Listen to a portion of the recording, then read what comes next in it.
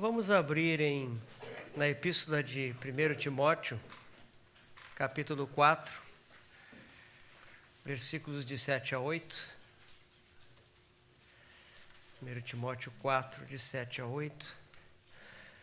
Exercita-te pessoalmente na piedade, pois o exercício físico é proveitoso por um pouco, mas a piedade para tudo é proveitosa, porque tem a promessa da vida que agora é e da que há de ser.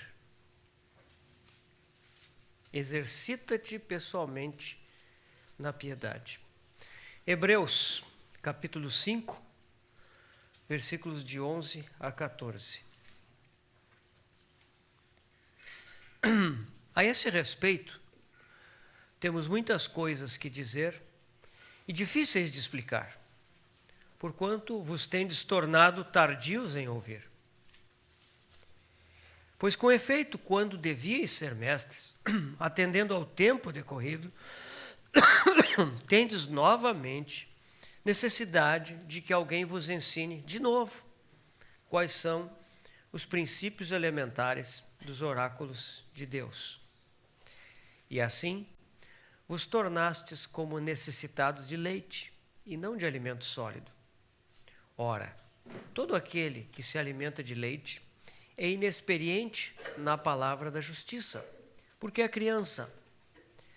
Mas o alimento sólido é para os adultos, para aqueles que, pela prática, têm as suas faculdades exercitadas para discernir não somente o bem, mas também o mal.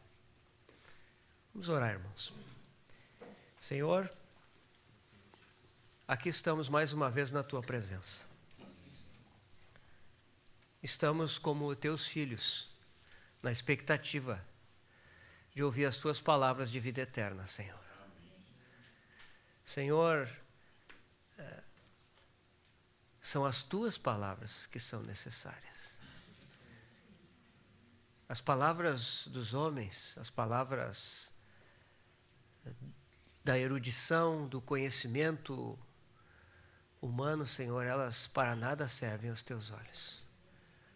Nós precisamos ouvir as Tuas palavras de vida eterna. As Tuas palavras que vivificam, Senhor, que penetram no âmago do nosso ser e nos constrangem, nos disciplinam, nos corrigem, nos edificam, encorajam, impulsionam para Ti, Senhor. Então, vem falar conosco.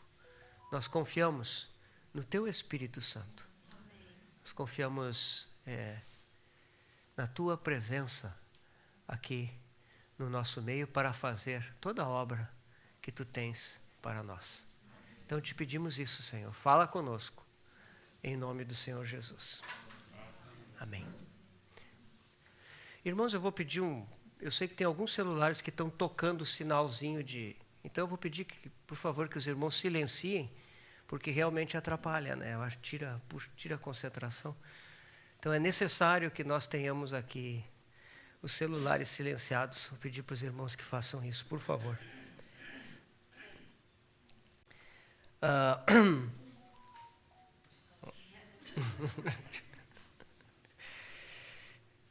Nesses dois versículos que nós lemos, nós vemos um assunto que é o exercício. Primeiro, Paulo recomenda a Timóteo que se exercite na piedade, né? E quando Paulo fala a Timóteo que se exercite na piedade, ele faz uma analogia com o exercício físico, né? Eu já comentei com os irmãos, né, que a nossa tradução, as nossas traduções em português, elas dizem que o exercício físico é de pouco proveito, né? E o sentido original não é esse, é proveito por um pouco, né? Então é bem diferente, né? Pouco proveito é uma coisa que é pouco proveitosa, que a gente pode até deixar de lado. Mas proveito por um pouco quer dizer proveito por uma época, né? O exercício físico é proveitoso enquanto nós temos esse corpo aqui, né? Enquanto estamos aqui nesse mundo com um corpo físico. E nesse caso, o exercício físico, ele tem um proveito, porque o nosso corpo fica bem disposto, né? Ele fica preparado para nós servirmos ao Senhor de forma adequada enquanto estivermos nesse corpo, né? Então o exercício físico serve para isso, sim, e ele deve, em alguma medida, né, ser praticado para o nosso benefício corporal, né? Temos um corpo, nós ainda não fomos glorificados, o nosso corpo não se tornou corpo espiritual, né? Então precisamos disso, né? Mas esse proveito é só por um tempo, porque quando terminar essa vida, termina o proveito desse exercício. E aí, o outro tipo de exercício, que é a piedade, esse tem proveito, não só para a vida que é agora, mas para a vida que há de ser. O exercício espiritual, ele serve eternamente. Toda forma de exercício espiritual praticada hoje, ela tem valor eterno, ela tem repercussão eterna. Irmãos, isso deve ser algo muito importante para nós, né? Porque tudo aquilo com que nós nos envolvemos, que está ligado ao Espírito Santo de Deus, que está vinculado à vontade eterna de Deus pelo seu Espírito, isso tem valor eterno. Isso nós vamos levar para outra vida. Isso permanece. Isso é ouro, prata, pedras preciosas. Toda vez que nós estamos andando no Espírito, que nós estamos envolvidos com a vida eterna que habita em nós, isso tem valor eterno. Então, por isso, o exercício espiritual é muito importante, né?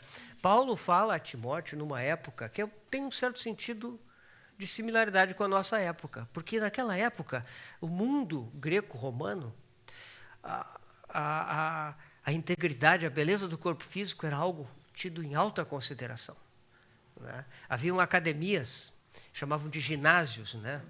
Os ginásios eram os lugares onde os homens iam se exercitar, né?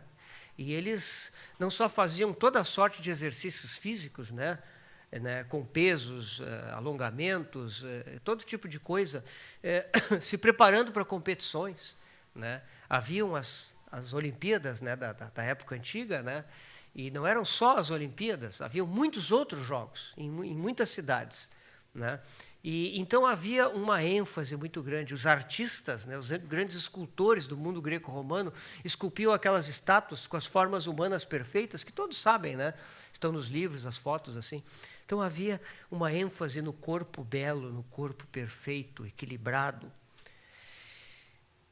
Paulo diz que isso tudo, se nós nos dedicarmos a isso, tem um fim. Mas a piedade, ela dura eternamente. O que é piedade? Piedade, no original, quer dizer devoção ao bem.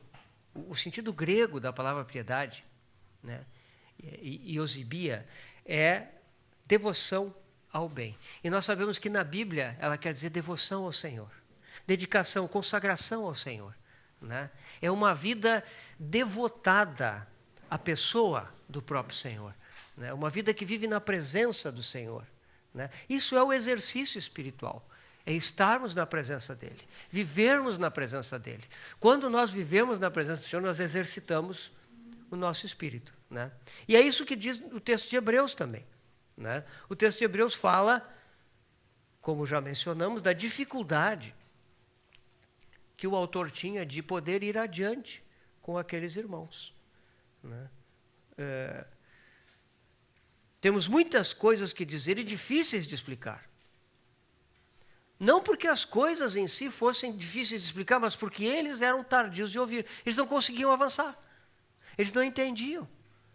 Por quê? Porque eles haviam permanecido num estado de infância espiritual, né?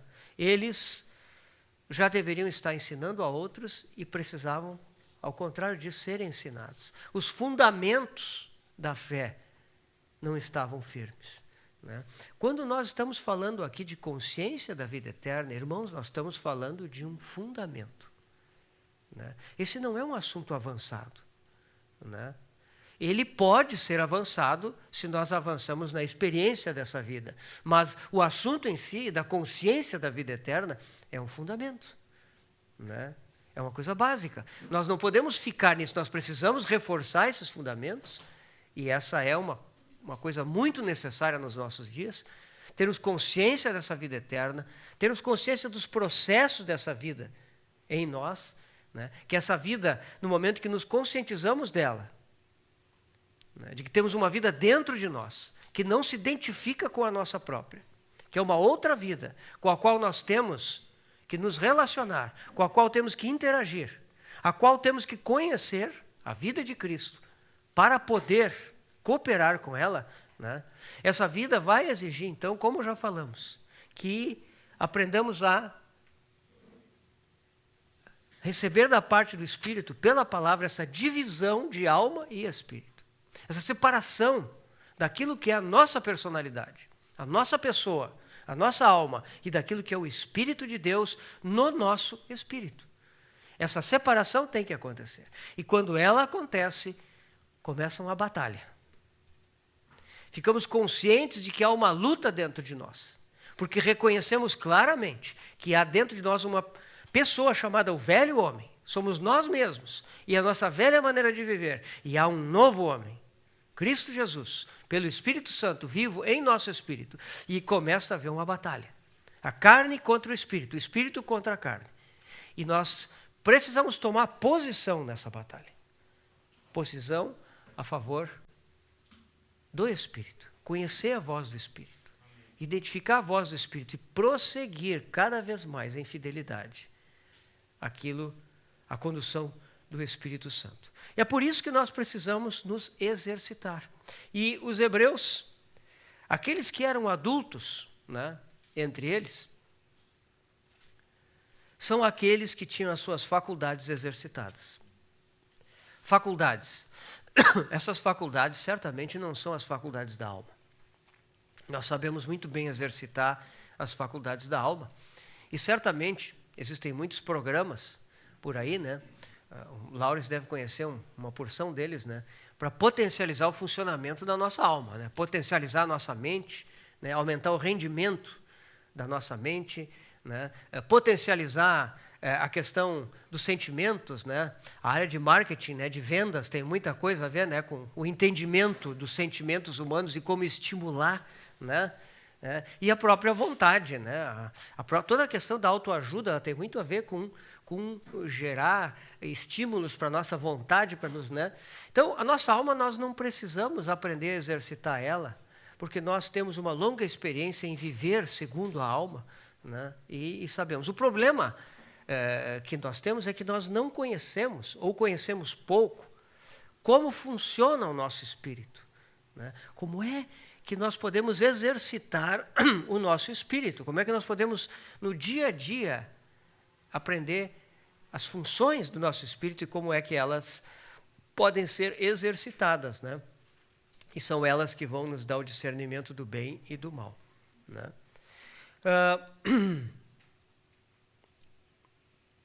O que são essas faculdades, né? O texto de Hebreus 5,14, né, por alguns autores é interpretado, a palavra faculdades é interpretada por sentidos, né? Então, são aqueles que têm os seus sentidos espirituais exercitados. Ou outros falam em órgãos de percepção.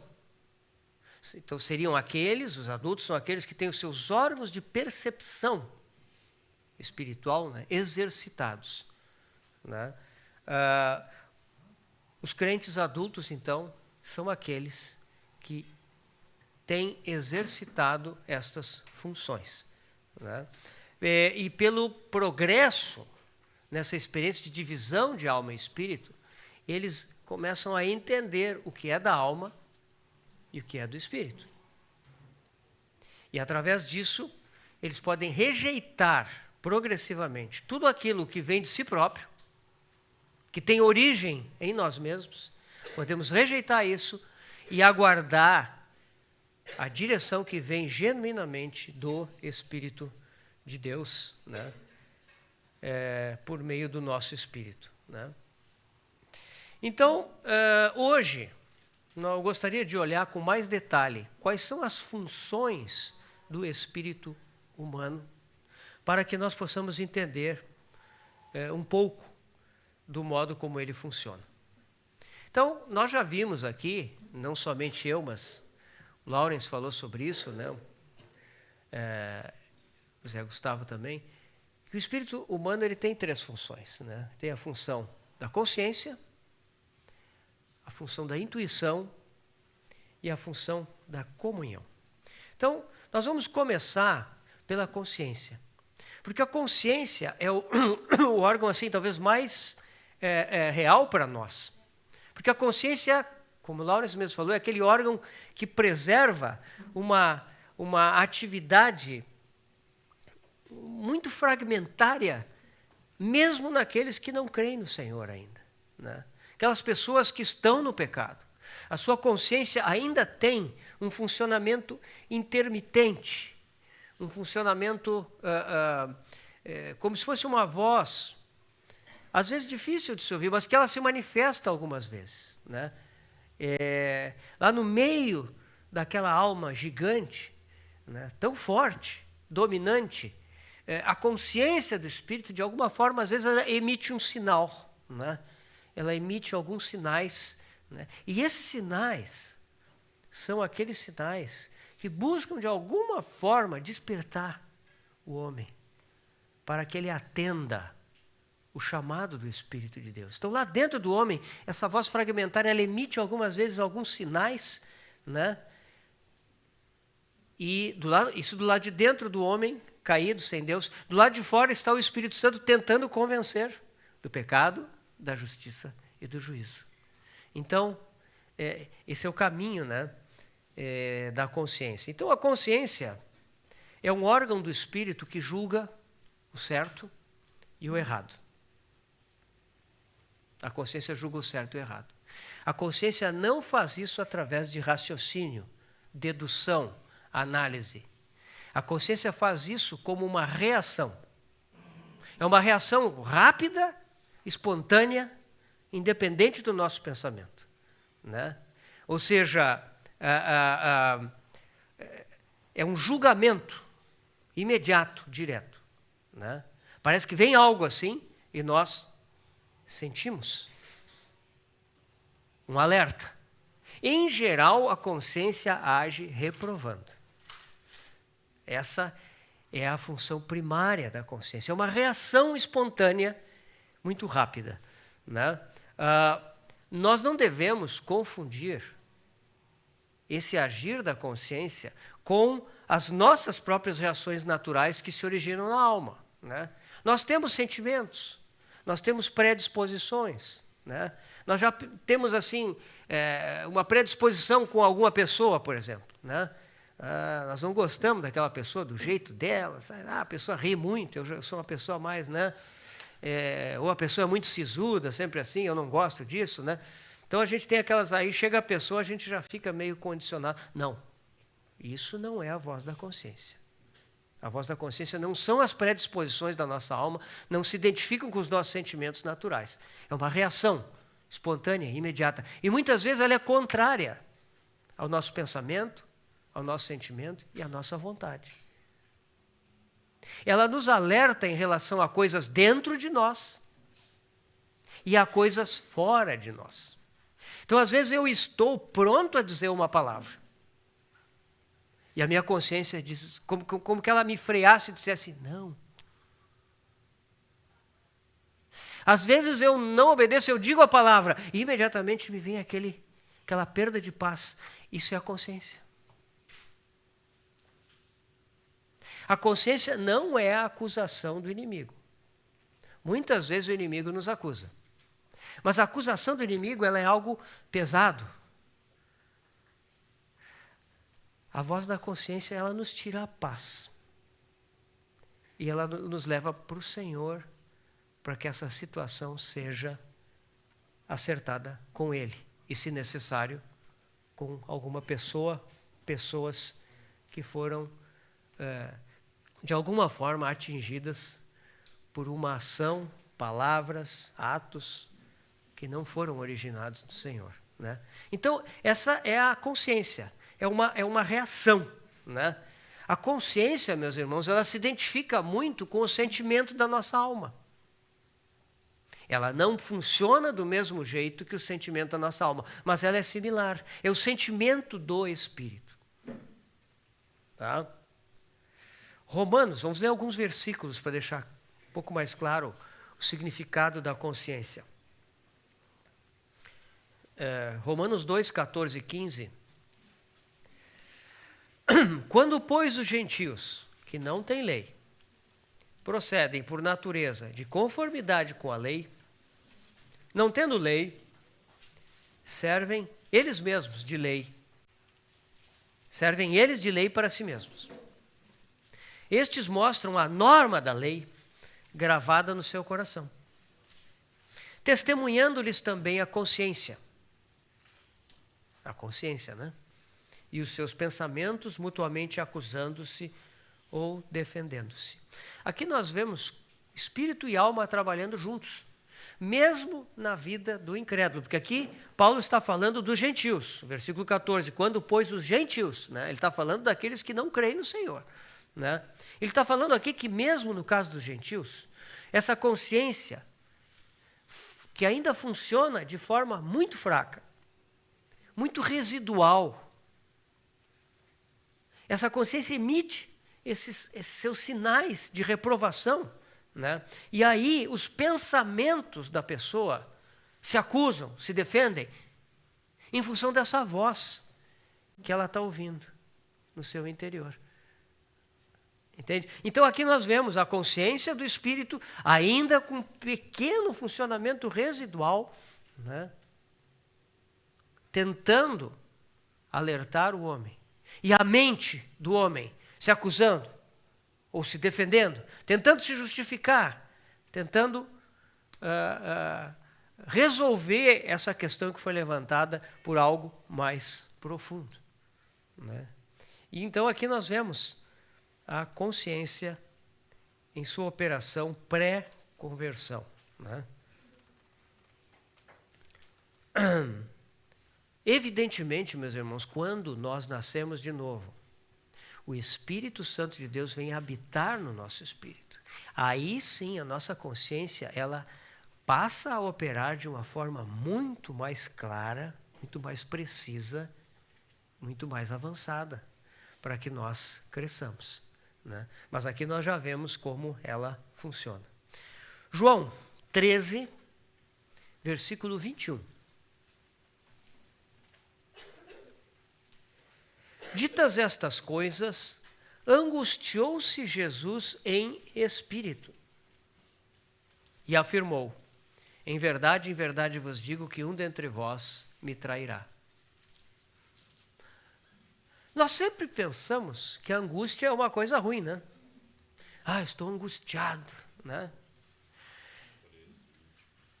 Existe uma angústia ruim, sim, né? A angústia da alma, que se origina na alma, né?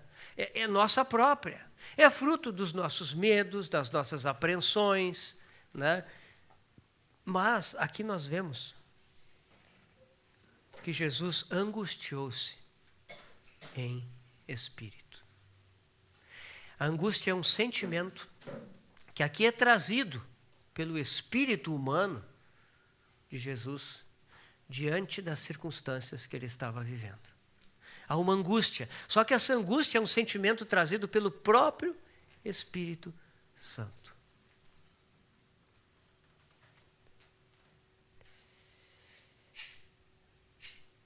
Atos 17, 16.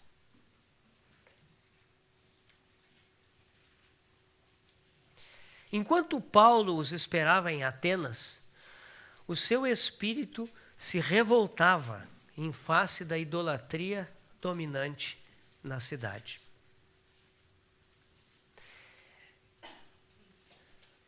Paulo estava em Atenas e ele via templos, estátuas, altares por tudo que é lado. Paulo olhava além daquelas coisas externas e ele percebia aquela atmosfera onde aqueles principados e potestades acorrentavam, aprisionavam aquelas pessoas que viviam naquele lugar. E isso causou uma revolta no seu espírito. É muito diferente da revolta da nossa alma. Muitas vezes nós vemos coisas no nosso mundo, coisas contrárias ao reino de Deus, contrárias à palavra de Deus, nas pessoas, na cultura, na política, e nós nos revoltamos. Mas, meus irmãos, se essa revolta é da nossa alma, ela não vai produzir a justiça de Deus de forma nenhuma. Pelo contrário, ela vai nos colocar num espírito mundano e vai destruir o testemunho que nós podemos dar nessas situações. Então, aqui nós vemos que o espírito de Paulo se revoltou. Espiritualmente, ele ficou indignado. Espiritualmente, Paulo ficou assim, indignado com aquela situação espiritual que reinava naquela cidade. Essa situação espiritual em Atenas era tão ruim que vocês lembram que poucos foram os que ouviram o testemunho de Paulo naquela cidade, né? E nós não temos, depois, no livro de Atos, nenhuma referência à igreja de Atenas, né? Talvez tenha havido, né? E nossa expectativa é que, embora não registrada no livro de Atos, possa ter havido uma assembleia próspera lá, mas não tem registro, né? Isso mostra, assim, uma cidade aprisionada. Mas Paulo viu isso no seu espírito. Isso é uma percepção espiritual que veio pela consciência e lhe causou revolta. Lhe causou revolta. Então aqui vocês veem como a consciência do espírito ela é similar ao nosso sentimento da alma, só que a sua origem é diferente. Vem de Deus, não da nossa alma. 2 Coríntios 2, de 12 a 13.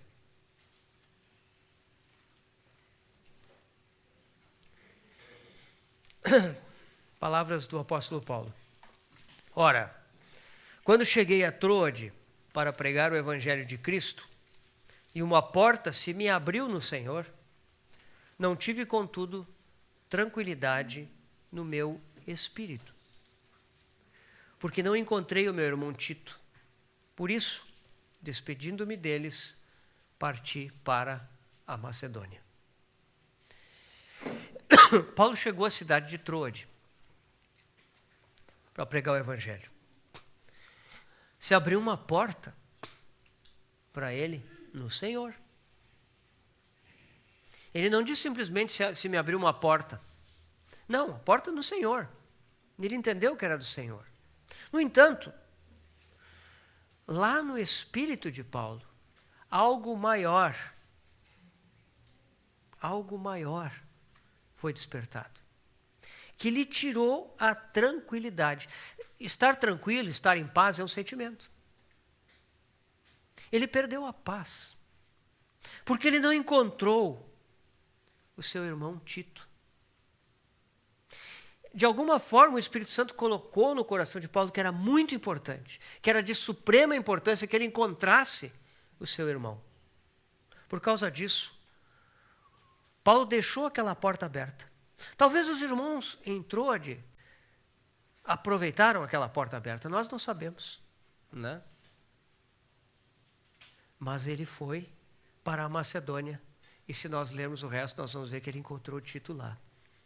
E o seu espírito foi alegrado com encontrar o seu irmão.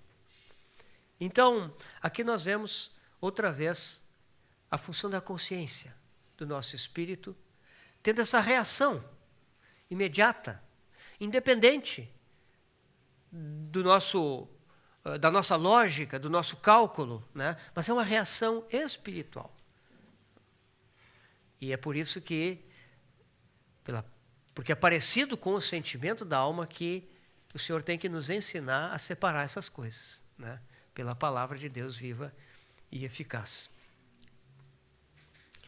Então, esses exemplos eu espero que possam ilustrar como é que a consciência do nosso espírito funciona. Todos nós sabemos, porque um dia nós viemos ao Senhor. E quando nós viemos ao Senhor, o que foi tocado foi a nossa consciência. Essa voz pequena, residual, ela emitiu o seu sinal. O Espírito Santo falou e a graça de Deus se manifestou salvadora. E a nossa salvação foi assim, né? Eu tenho certeza, irmãos, que nenhum de nós aqui foi convencido racionalmente a respeito da fé. Nós não podemos dizer que nos convertemos porque alguém nos fez uma exposição lógica e perfeita do Evangelho e nós nos convertemos. Isso pode até ajudar a muitos. Isso pode ter nos aproximado do Senhor, sim. Mas o momento da nossa conversão foi algo na nossa consciência. Nós sentimos o Senhor nos chamando para Ele. E nós nos rendemos a Ele. Então essa é a função da consciência, né? Como se fosse o sentimento do Espírito. A segunda função é a intuição. A intuição é o órgão do espírito humano que nos traz conhecimento, independente da mente humana. Por meio da intuição, nós recebemos revelação divina. Por meio da intuição, nós somos capazes de perceber os movimentos do Espírito Santo. Por meio da intuição, nós entendemos o contexto espiritual. Nesse sentido, intuição e consciência vão funcionar muito juntos. Nós estamos separando aqui, irmãos, tá? Essas três funções. Tá? Mas por que nós separamos? Nós separamos para estudar, né? É que nem o corpo humano, né? Entende? As irmãs aqui que estudaram medicina certamente têm que estudar, por exemplo, o que o fígado faz, né? Sozinho. Mas o fígado a gente sabe, né, que na verdade ele não funciona sozinho, né? Ele funciona correlacionado com outros órgãos, com outras coisas, né?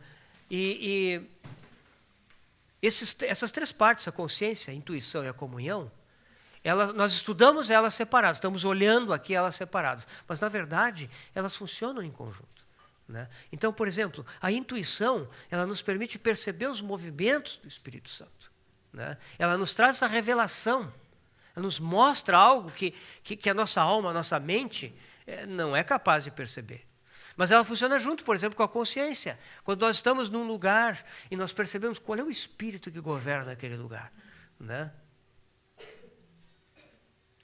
Que contexto espiritual nós estamos adentrando em uma determinada situação, né? Então ali, por um lado, a consciência nos traz aquela reação imediata, aquele sentimento, né? E por outro lado, a intuição, ela começa a revelar, a mostrar o que está acontecendo por ali. A intuição não funciona só para o que está fora de nós, ela funciona para nós também. Ela nos dá revelação, discernimento do que está acontecendo dentro de nós, né? Então, é uma revelação, é um conhecimento independente da mente humana, né? E ele tem essa característica da consciência também. Ele é imediato, ele é muito rápido, ele não é analítico, ele não é deliberativo, ele vem como um conhecimento. Como é que isso vem? A base para isso, irmãos, é a palavra de Deus. Nós temos que ter muito cuidado aqui, né? Como é que nós recebemos intuição, né? E nós sabemos que hoje em dia tem muitas pessoas que tomam muitas liberdades com isso, né? Ouvem falar sobre isso e saem dizendo assim: o Senhor me falou isso, assim diz o Senhor, né? Irmãos, muito cuidado, né? Nós precisamos entender de forma muito clara que a base para a intuição é a palavra de Deus, né? Então, quando a intuição funciona, pode ser que ela nos lembre na hora de algum versículo da palavra de Deus. Bum, né? Na hora vem um versículo.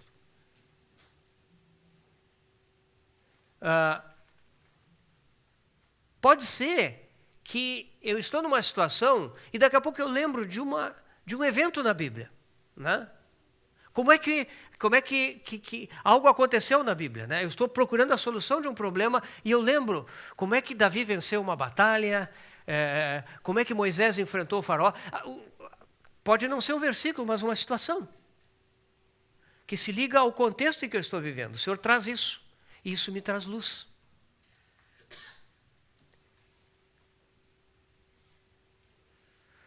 Pode ser até outra coisa que não tem diretamente uma relação com um evento ou um versículo da Bíblia, mas espiritualmente eu percebo que vem direção de Deus, que tem fundamento na palavra de Deus.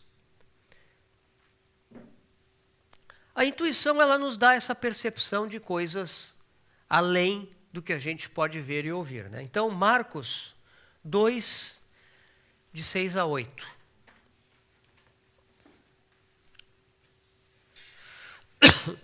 Mas alguns dos escribas estavam assentados ali e arrazoavam em seus corações: por que fala ele desse modo?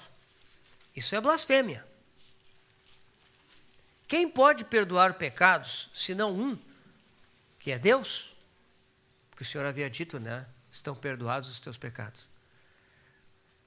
Veja bem, os escribas não disseram isso. Eles arrazoavam em seus corações, né? Era algo lá dentro deles. E Jesus, percebendo logo por seu espírito que eles assim arrazoavam, disse-lhes: por que arrazoais sobre estas coisas em vosso coração? Como foi que Jesus percebeu isso? Por seu espírito. Foi uma percepção espiritual. Muitas pessoas dizem que o que aconteceu aqui? Jesus era o Filho de Deus encarnado. Jesus é onisciente. Ele sabe todas as coisas. Então o que ele fez? Ele estava ali, ele leu as mentes daqueles escribas e simplesmente disse isso para eles. Meus irmãos, nós ouvimos aqui, o nosso irmão José Gustavo falou disso. O nosso Senhor, quando ele veio a esse mundo, ele se esvaziou. Ele se esvaziou da sua onisciência, da sua onipresença, da sua onipotência, da sua glória e majestade. Ele não se esvaziou da sua divindade. A sua natureza divina, ele não poderia jamais se desfazer dela, porque afinal ele é Deus.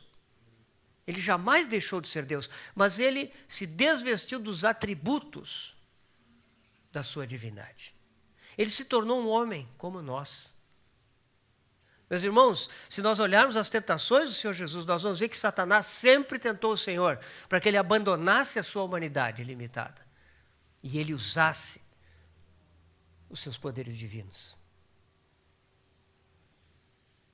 Se jogar de cima do templo, transformar pedras em pão. Essas coisas todas nos mostram o inimigo tentando fazer o Senhor sair da sua humanidade perfeita, porque aí ele não poderia mais ser o nosso Salvador. Então, irmãos, o Senhor Jesus aqui, ele estava limitado. Ele não estava lendo a mente dos outros com alguma capacidade extraordinária que ele tivesse, além da nossa. Não.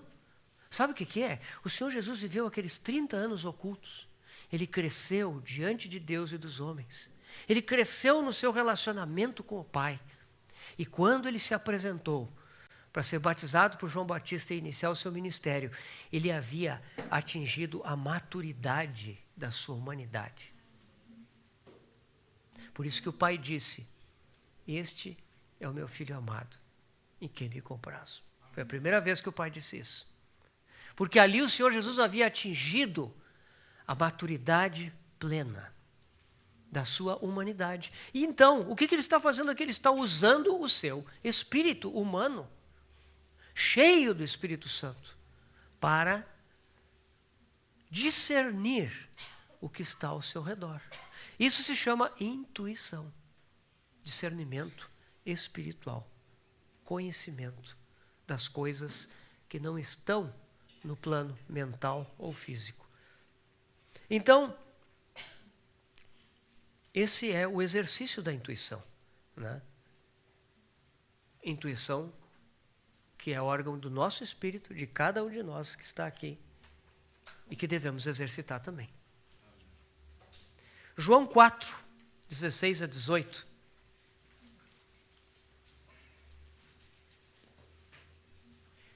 Disse-lhe Jesus: vai, chama o teu marido e vem cá. Ao que lhe respondeu a mulher: não tenho marido. Replicou-lhe Jesus: bem disseste, não tenho marido, porque 5 maridos já tiveste, e esse que agora tens não é teu marido. Isto disseste com verdade.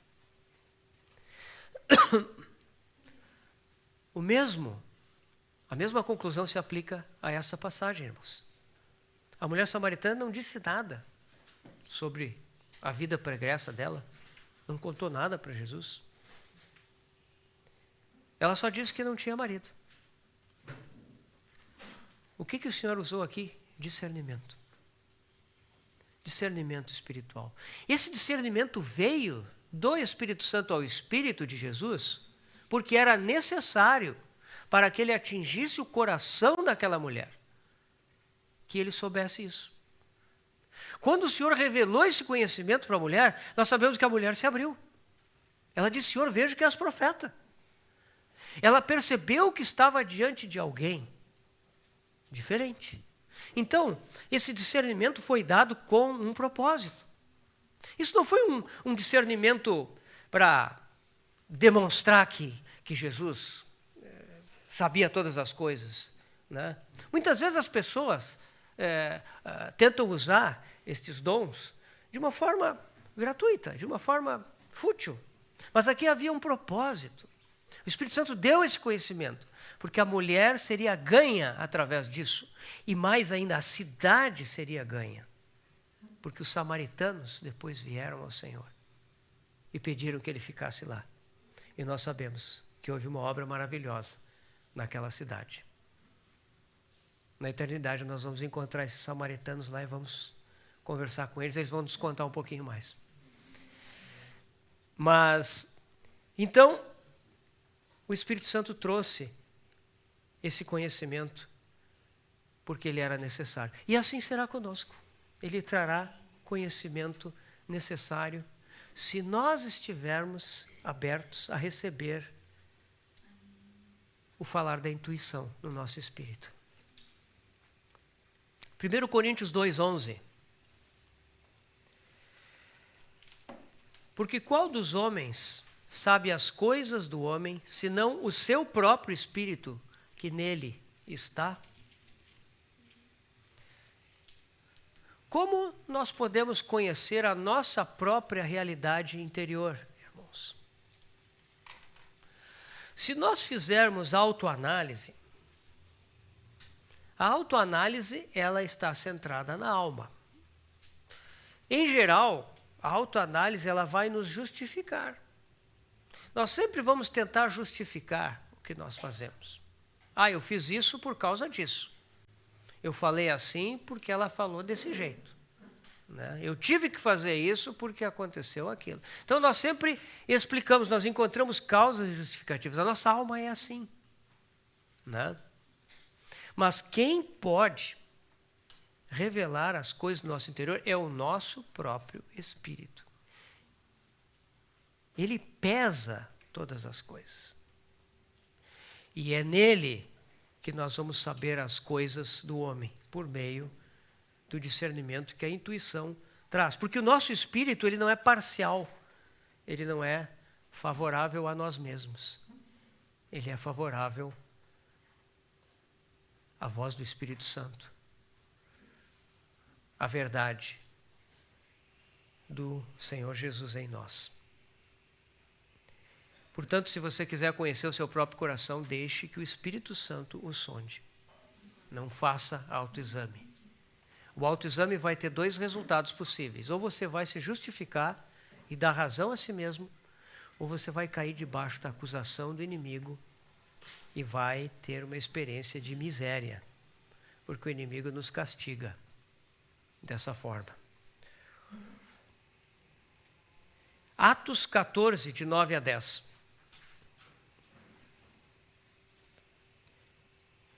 Esse homem ouviu falar Paulo, que fixando nele os olhos e vendo que possuía fé para ser curado, disse-lhe em alta voz: apruma-te direito sobre os pés. Ele saltou e andava. O que Paulo viu aqui? O que Paulo percebeu? Que ele tinha fé. Né? Não foi uma presunção de Paulo. Né? Paulo não fez uma tentativa. Olhou assim aquele enfermo, vamos ver o que dá, né? Aí puxa, de repente, a pessoa não é curada, cai de volta no chão, se machuca. Não, Paulo percebeu que ele tinha fé. Como é que se percebe a fé nas pessoas? Pelo Espírito, pela intuição. Né? Paulo discerniu e esse conhecimento veio pela intuição. Então, irmãos, nós vemos que se a consciência se compara ao sentimento da nossa alma, a intuição se compara à mente da alma, a intuição do Espírito. Só que ela é um conhecimento que não depende do raciocínio, da análise, da dedução, da lógica. É um conhecimento espiritual, né? Que vem de forma imediata. Ele tem relação, tem fundamento na palavra de Deus. E aqui, novamente, vem aquela importante advertência. Precisamos conhecer a palavra de Deus. Né? E não só conhecer a palavra de Deus no sentido assim, puxa, eu li a palavra 20 vezes quando eu era jovem. Não, não. Nós precisamos conhecer, seguir conhecendo, prosseguir conhecendo, renovando o nosso conhecimento, nos enchendo cada vez mais, deixando que a palavra nos lave, porque é dessa forma que nós fornecemos o terreno para que a intuição opere. Né? Ela vai usar a palavra de Deus para falar conosco. Por fim, a terceira função deste órgão que é o nosso espírito, que é a comunhão. A comunhão do espírito humano. A comunhão é o órgão do espírito humano que nos permite adorar a Deus e manter comunhão responsiva com Ele. Então, a comunhão é o órgão do espírito humano que nos permite adorar a Deus e manter uma comunhão responsiva com Ele. A adoração. Essa é uma coisa muito importante. Comunhão responsiva. Irmãos, o que é a comunhão responsiva? É uma comunhão que envolve uma interação. Se eu tenho comunhão e só eu falo, será que isso é comunhão? Eu me refiro assim quando nós estamos com os irmãos. Se eu sou uma pessoa que eu chego para os outros e eu falo, e eu não dou espaço, isso é comunhão? Não. A comunhão responsiva é quando eu falo e eu ouço de volta. E eu não só ouço de volta já esperando o meu próximo espaço para vir em cima. Não. Eu ouço de volta e eu fico atento àquilo que vem. E a minha resposta considera aquilo que a outra pessoa falou. E com o Senhor é assim, a comunhão responsiva. Eu me achego à presença do Senhor. Eu gasto tempo com Ele. E eu espero também para poder, de alguma forma, ouvi-lo. Basicamente, nós sabemos que a gente fala com o Senhor pela oração e a gente ouve o Senhor pela palavra. Né? Isso é importante, isso é o básico. Né? Mas muitas vezes, na nossa oração, certamente já aconteceu com os irmãos, às vezes nós estamos orando por alguma coisa e ao orar, parece que ao colocar em palavras diante do Senhor um determinado assunto, parece que as coisas começam a se organizar. Vocês já tiveram essa experiência, né, irmãos? As coisas começam a se organizar e eu começo a entender, Senhor, é assim então. Você percebe? Isso é uma comunhão responsiva. A gente ali se aquieta um pouco, para um pouco. Procura ouvir o Senhor. Então, comunhão responsiva. Essa é uma função do Espírito. Essa função do Espírito, irmãos, é uma função que exige quietude. Que exige aquele entrar no quarto e fechar a porta. diariamente. Separar um tempo para estar com o Senhor. Muitas vezes, meus irmãos, essa comunhão, a função de comunhão, ela nos pede coisas estranhas. Eu lembro de um amado irmão na Argentina, um irmão chamado Alberto Darling. Foi muito usado um avivamento que começou lá na década de 70. Esse irmão era um alto executivo da Coca-Cola em Buenos Aires.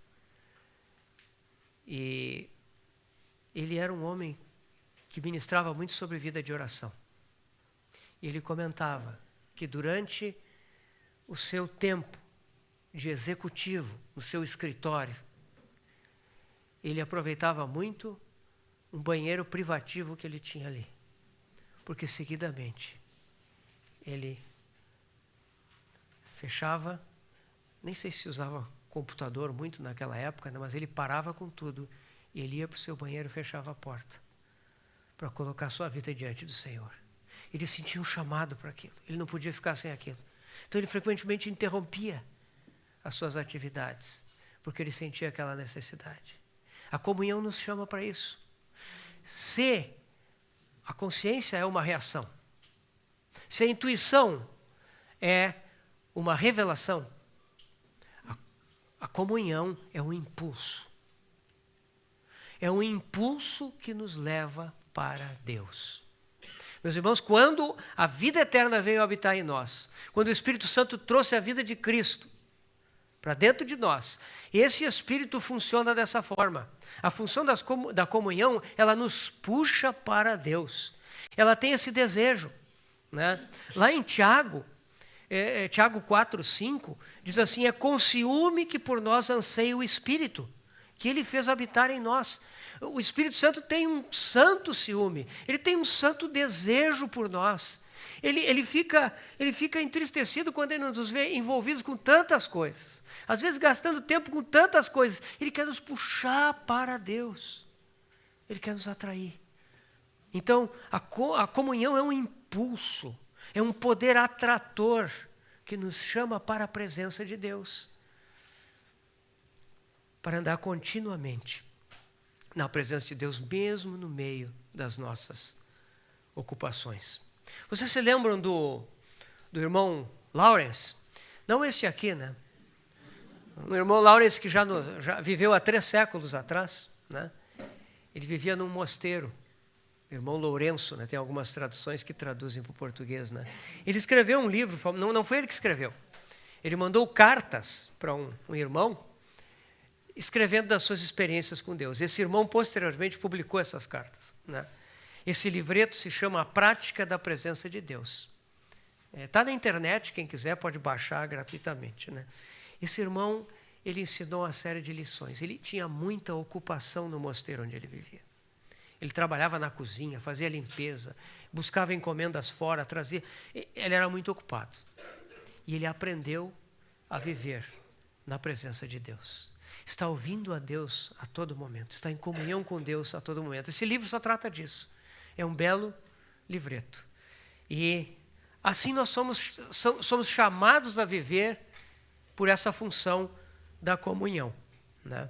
O Espírito Santo anseia por nós com santo ciúme que nos voltemos a todo momento para Ele. Tem alguns salmos que ilustram bem o funcionamento da comunhão, dessa função, né? Lembre, por exemplo, o Salmo 27. Eu só cito o versículo 4 do Salmo 27. Olha o que diz o salmista: uma coisa peço ao Senhor e a buscarei, que eu possa morar na casa do Senhor todos os dias da minha vida, para contemplar a beleza do Senhor e meditar no seu templo. Novamente, eu lembro do que nós já falamos. Será que isso é somente poética das Escrituras? Ou isso é um desejo? Isso é um desejo de coração. Um desejo de morar na casa do Senhor todos os dias. Meus irmãos, eu tenho certeza que nós temos vontade, né, de ficar um pouquinho mais aqui nessa conferência, né? Comunhão que tivemos ontem à noite, os irmãos estavam aqui cantando, né? Existe esse desejo. Isso é parte dessa vontade que está em nós, de estarmos em comunhão com Ele e uns com os outros. Né? Morar na casa do Senhor todos os dias da minha vida. Irmãos, em breve isso será verdade. Em breve isso se cumprirá. Para contemplar a beleza do Senhor e meditar no seu templo. O Salmo 42, 1-2, olha o que o salmista expressa aqui. Como suspira a corça pelas correntes das águas, assim por ti, ó Deus, suspira a minha alma. A minha alma tem sede de Deus, do Deus vivo. Quando irei e me verei perante a face de Deus? Aqui nós vemos que a alma, já sob o governo do Espírito, a alma suspira. É assim que tem que acontecer conosco. O suspiro da alma já não é mais, como o Zé Gustavo falou para nós ontem, a operação da cruz já nos ensinou a termos gosto pelas coisas celestiais, a termos um gosto pelos verdadeiros prazeres. E por isso ela diz, por ti, ó Deus, suspira a minha alma. Minha alma tem sede de Deus, do Deus vivo. Quando irei e me verei perante a face de Deus? Ainda mais um salmo, 84. Versículos de 1-4. Quão amáveis são os teus tabernáculos, Senhor dos exércitos. A minha alma suspira e desfalece pelos átrios do Senhor. O meu coração e a minha carne exultam pelo Deus vivo. Aqui chegou ao corpo. Veio do Espírito, passou para a alma. Minha alma suspira e desfalece pelos átrios do Senhor. O meu coração e a minha carne exultam pelo Deus vivo. Aqui nós temos uma obra completa. Todo ser humano, toda pessoa está sendo atraída para a comunhão com Deus, pela função da comunhão no espírito humano. O pardal encontrou casa e a andorinha ninho para si, onde acolhe os seus filhotes. Eu, os teus altares, Senhor dos exércitos, Rei meu e Deus meu. Bem-aventurados os que habitam em tua casa, louvam-te perpetuamente. Que maravilha, né, irmãos? Esses salmos expressam esse desejo do homem pela presença de Deus, por proximidade com Deus, por habitação na sua casa. Essa é a função da comunhão do nosso espírito. A comunhão deseja fazer isso, irmãos. Ela quer isso. Ela é um poder atrator que nos empurra em direção à presença do Senhor. Nós devemos ser sensíveis a esse impulso, porque se o Espírito habita em nós, ele vai nos impulsionar nessa direção. Cabe a nós cooperarmos, cedermos a esse impulso, porque nós podemos resistir, né? Mas não devemos. João 4, 23 e 24. Mas vem a hora e já chegou em que os verdadeiros adoradores adorarão o Pai em espírito e em verdade. Porque são estes que o Pai procura para seus adoradores. Deus é espírito e importa que os seus adoradores o adorem em espírito e em verdade. O Pai está procurando adoradores. Meus irmãos, é interessante, não tem muitos versículos na Bíblia que falam disso, né? Do que o Pai procura. Mas isso nós sabemos que o Pai procura adoradores. O que é adoração? Existe um conceito de adoração. Que adoração é ir a um lugar com muitas pessoas, com muitos instrumentos musicais, com uma atmosfera. E quando tudo isso está pronto, então nós adoramos. Quando vem aquela música envolvente que nos toca, aí nós adoramos. Meus irmãos, eu não duvido que nesse tipo de lugar a gente possa adorar. Claro que pode. Mas o perigo é que muitas vezes nós, numa situação dessas, estamos envolvidos com as nossas emoções.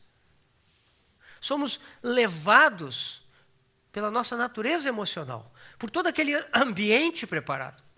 É isso que acontece no mundo, né? Quando as pessoas vão a espetáculos, coisas do tipo, né? A adoração, ela independe das circunstâncias externas. A adoração, ela está ligada a contemplar o Senhor, a estar na sua presença. Então,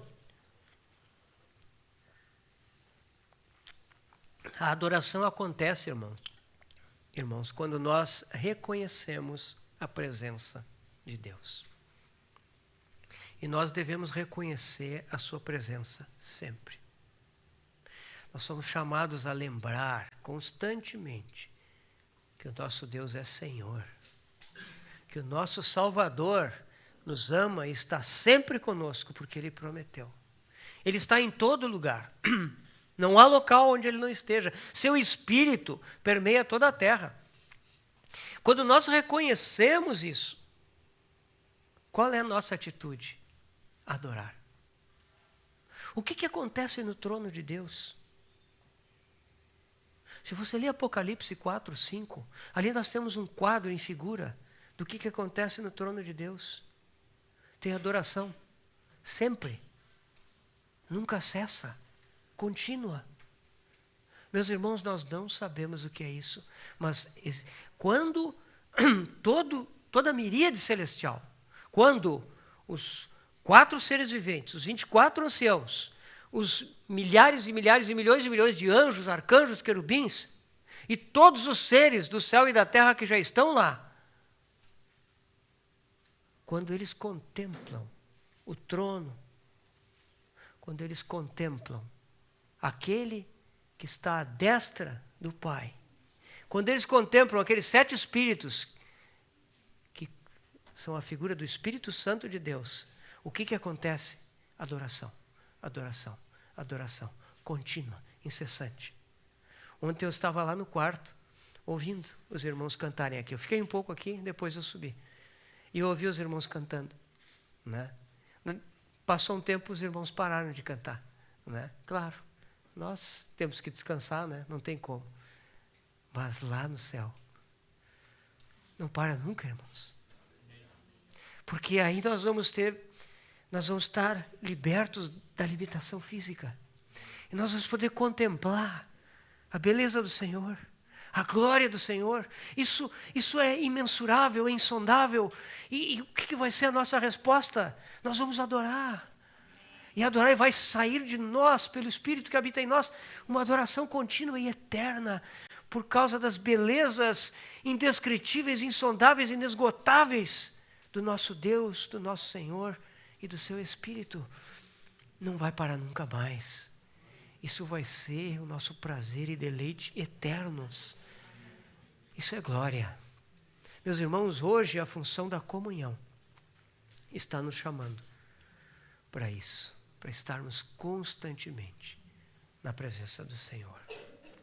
2 Coríntios 13 nos diz: a graça do Senhor Jesus Cristo e o amor de Deus e a comunhão do Espírito Santo sejam com todos vós. A comunhão, nós já falamos que a consciência tem uma analogia com sentimentos, né? É parecido, a origem não é a mesma, mas é parecido, né? Um sentimento do Espírito é a consciência. Nós já falamos que a intuição, ela tem um paralelo com a mente da alma, né? Parecido, mas a origem não é a mesma, né? É uma revelação, né? É um discernimento que é dado pelo Espírito. A comunhão, ela tem uma analogia com a vontade. A comunhão é um impulso que nos leva para a presença de Deus. Ela se assemelha à vontade da alma. A vontade da alma no homem natural é centrada em nós mesmos. Mas a vontade do Espírito é a comunhão. É o impulso para estarmos na presença dEle, em torno dEle. Essa é a função da comunhão. Então, se isso servir para os irmãos, né, a consciência do Espírito se assemelha ao sentimento da alma. E ela funciona como uma reação espiritual. As coisas exteriores, sejam elas dentro da nossa alma, sejam elas exteriores a nós, né? A intuição se assemelha à mente da alma. E ela opera trazendo revelação espiritual necessária, sempre que nós precisarmos, e seguidamente precisaremos, né? E ela também, a intuição, nos instrui quanto à vontade de Deus. Finalmente, a comunhão, como acabamos de falar, se assemelha à vontade da alma, porque ela é um impulso. Ela visa nos dar um novo querer. Esse querer é a presença de Deus. Porque o Espírito Santo, né, em nós almeja pela presença de Deus. Né? Essas são as funções. Né? E quando nós estudamos aqui, às vezes isso pode parecer um estudo analítico. Né? Estudamos tudo separado, né? Consciência, intuição, comunhão. Mas, irmãos, tendo alguma ajuda desses esclarecimentos, a principal coisa é nós buscarmos ao Senhor para podermos exercitar essas funções, né? Exercitar essas faculdades. Não viver em torno da nossa mente, não viver em torno dos nossos sentimentos, nem da nossa vontade própria. Não significa que nós vamos anular isso, não. Mas estas coisas da alma, elas têm que se tornar, ao invés de senhores, têm que se tornar servos do Espírito. Né? Então, para isso que nós precisamos exercitar. Se nós queremos ser adultos espiritualmente, precisamos exercitar essas funções. Né? Eu vou roubar uns 5 minutinhos, né? Não sei se os irmãos me permitem, né? Já tá, agora bateu as 10h30 aqui. Quando nós falamos em exercitar as funções do Espírito, nós precisamos o cuidado de não cair nos dois extremos que são muito frequentes. Um extremo é aquele misticismo exagerado, né? O outro extremo é o ceticismo, né? É aquele, como se fosse um racionalismo da fé, né? Que fecha a gente para essas experiências. Então, a gente deve cuidar com o misticismo. Né? Muitas pessoas ouvem falar essas coisas, né? Ouvem falar lá em 1 João, né? Vós todos tendes a unção, né? E conheceis todas as coisas. E aí essas pessoas começam a falar aquilo que eu já disse, né? Ah, o Senhor me falou isso. Assim diz o Senhor, né? Hoje em dia é muito comum pessoas que saem profetizando coisas, né? E nós temos que ter muito cuidado com isso, irmãos. Tá? Em geral, quem faz essas coisas faz de bom coração. Né? Mas o problema é que, em geral, essas pessoas profetizam os desejos do seu próprio coração, ao invés de profetizar aquilo que o Senhor disse. Jeremias 23, 31 e 32. Esse capítulo de Jeremias 23 é um alerta muito claro para isso. Eis que eu sou contra estes profetas, diz o Senhor, que pregam a sua própria palavra e afirmam, ele disse. Eis que eu sou contra os que profetizam sonhos mentirosos, diz o Senhor, e os contam, e com as suas mentiras e leviandades fazem errar o meu povo. Pois eu não os enviei, nem lhes dei ordem, e também proveito nenhum trouxeram a este povo, diz o Senhor. Então, este é um perigo real que nós temos que ter. Sim, faltou a 23, 31 a 32. Jeremias 23, 31 a 32. Tá? Então, é muito importante que quando nós dizemos algo do Senhor, que nós tenhamos muita clareza que foi o Senhor mesmo que falou. Né? Então, o primeiro passo é que primeiro nós precisamos aprender a ouvir o Senhor na nossa vida pessoal. Nós precisamos exercitar essas funções do Espírito para nós mesmos. Né? E aprender a ouvir o Senhor falando conosco, instruindo a nós, corrigindo a nós mesmos, né? Nos atraindo para Ele.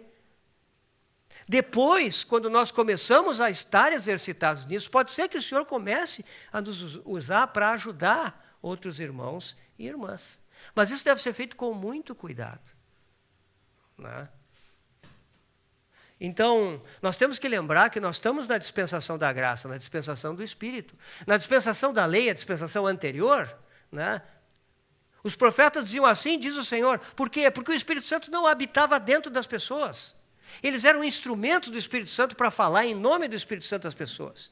Mas na nova aliança, o Espírito Santo habita em nós. E o desejo de Deus é que nós possamos encorajar os nossos irmãos a ouvir a Deus no seu Espírito, né?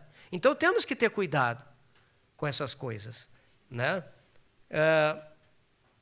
A direção interior que nós recebemos deve ser checada com a palavra de Deus.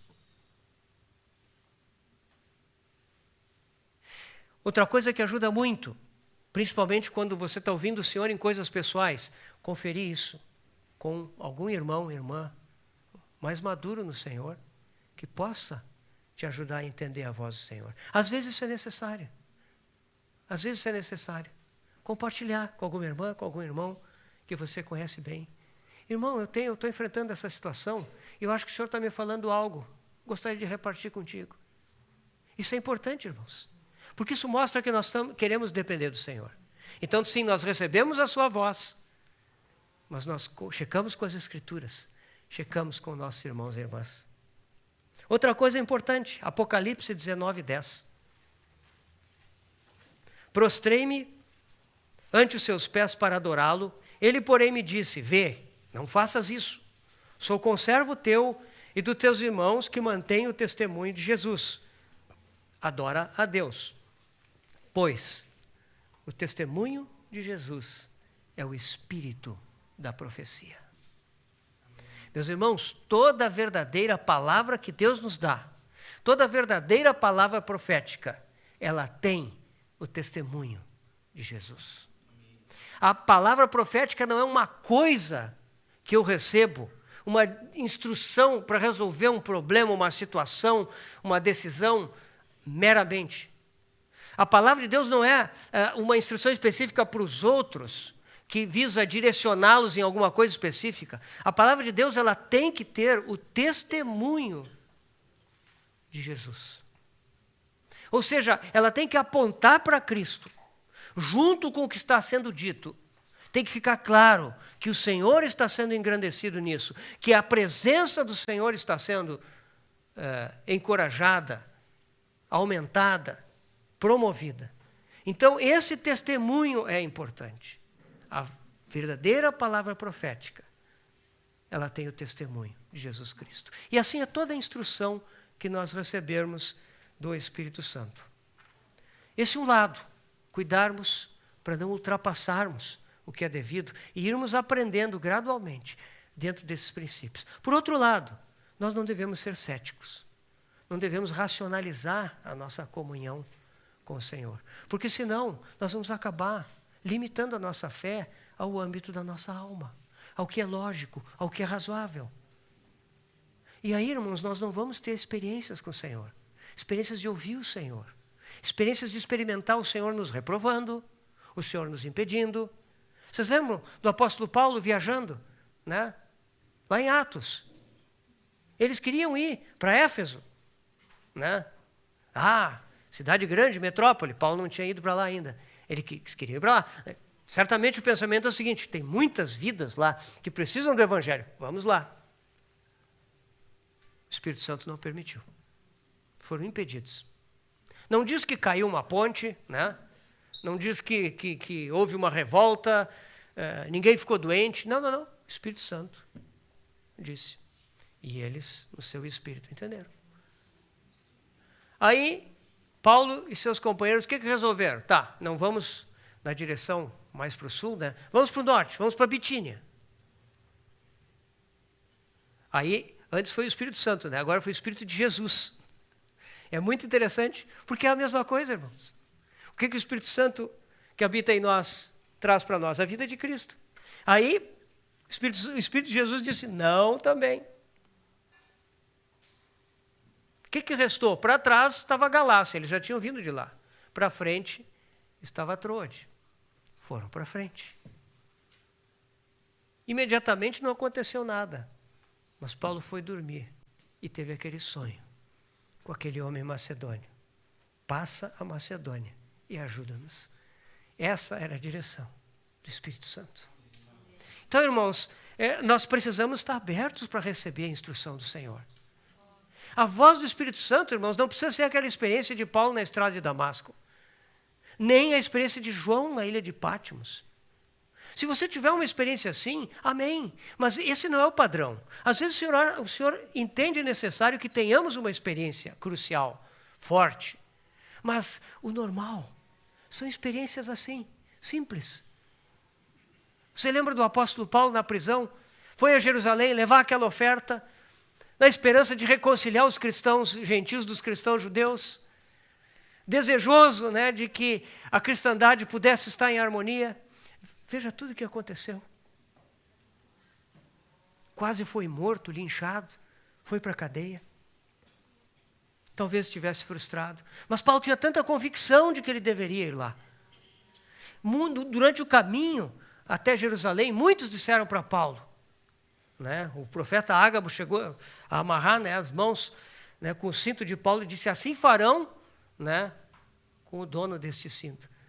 E todos dizendo, Paulo não vai, não sobe, Paulo. Mas ele sabia, o Senhor tinha mandado ele. E ele estava lá na prisão agora.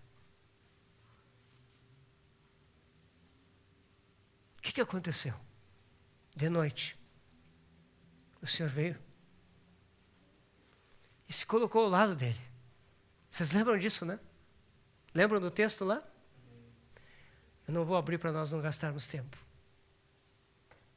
E o Senhor disse, vou ter que abrir.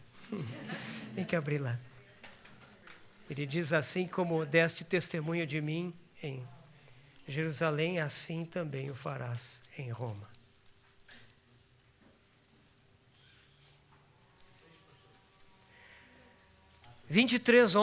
Atos 23:11. Na noite seguinte, o Senhor, pondo-se ao lado dele, disse, coragem, pois do modo porque deste testemunho a meu respeito em Jerusalém, assim importa que também o faças em Roma. Meus irmãos, ele estava ali, talvez machucado, porque tentaram linchá-lo na escadaria, né? Os guardas o protegeram de alguma forma. Ele estava ali frustrado, encarcerado.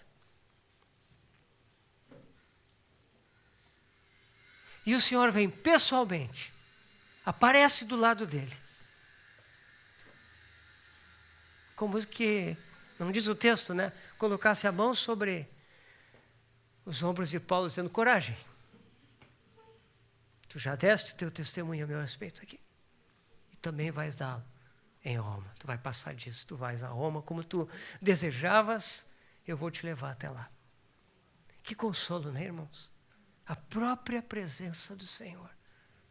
O que nós precisamos mais do que isso, né? Essa é a comunhão do Espírito Santo. Então, irmãos, já passamos muito.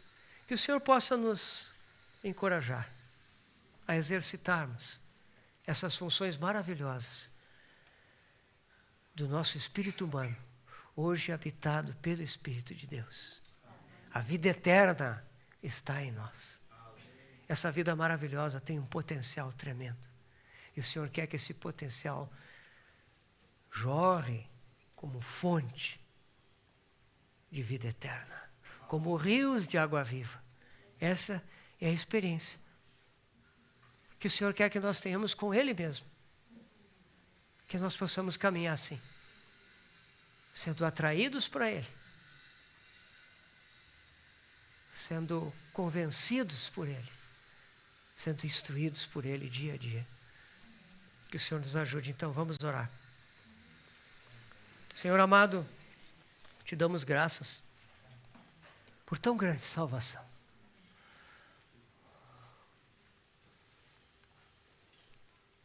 Senhor, é um privilégio tão grande sermos teus filhos, sermos habitados por ti, sermos coparticipantes da natureza divina. Obrigado, Senhor, porque tu habitas em nós. Tu não somente fizeste algo para nós, tu vieste fazer morada em nós. Estás conosco todos os dias e nos atrai para ti a cada momento. Senhor, que nós não resistamos ao teu chamado, mas que nos acheguemos confiadamente ao teu trono de graça, porque ali há um sumo sacerdote que conhece como nós somos e se compadece de nós e nos acolhe com amor no seu seio. Senhor, que atendamos esse chamado para viver nesses dias tão difíceis, nesses dias em que somos tão atacados para nos afastar de ti, que possamos atender o teu chamado para viver na tua presença. Bendito Senhor. Em breve estaremos contigo, Senhor. Em breve estaremos para sempre contigo. Que possamos ser fiéis nessa carreira até concluí-la, Senhor. Nós, junto com os nossos irmãos e irmãs. Ó Senhor, te agradecemos e nos encomendamos às tuas mãos. Em nome do Senhor Jesus, ó Pai. Amém. Amém, irmãos.